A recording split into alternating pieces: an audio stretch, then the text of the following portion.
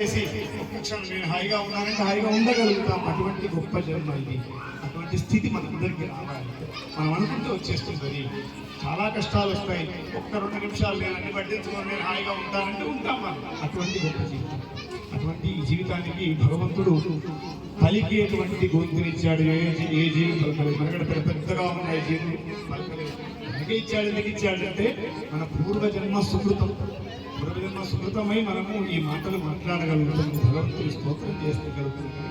అటువంటి ఆ స్తోత్రంలో అమ్మవారిని జగదంబను ఒకసారి స్తోత్రం చేస్తాం. ముజ్జగంబుల గంగమాయ